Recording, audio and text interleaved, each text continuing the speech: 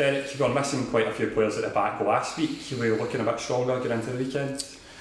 Yeah, well, obviously the Rangers game we were without Lewis Mayo. Lewis comes back in against Dumbarton. We had a couple of issues defensively. We also, Liam Donnelly and Fraser Murray came off last week. Liam Donnelly was missing the game. Rory McKenzie missed the game. Just with a recurrence of a little kind of calf strain for both of the lads. So we've got a few injuries and issues to contend with. The biggest one, the biggest blow really has been the injury to Ben Cresceni. He caught it at Hampden late in the game. He was driving into the penalty box and he took a sore one. He missed obviously the Rangers game and the Dumbarton game as a consequence, and unfortunately he's tore his medial ligament, which means he's going to be out for the next run of games, certainly between 2 and 3 months. So it's a real blow for him, a blow for us, because I thought for a young player he's done extremely well.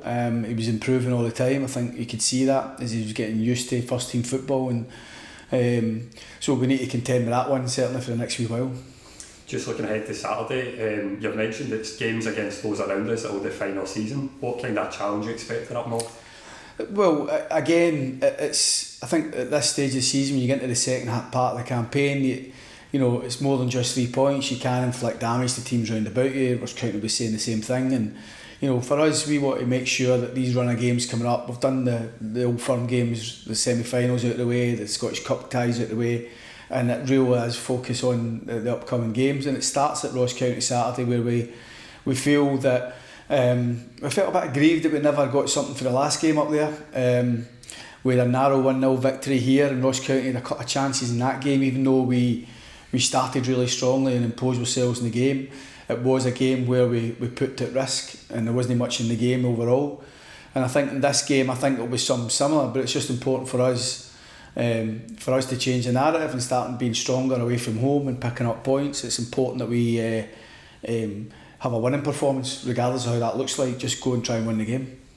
Just finally, less than a week of the transfer window left. Expecting any activity? Yeah, I think expecting more than hope, really. You know, we're still keen to try and bring 1 or 2 in to help us with the challenges ahead. I mentioned injuries there, and sometimes that can make you refocus elsewhere and what you maybe wanted and maybe is now what we need.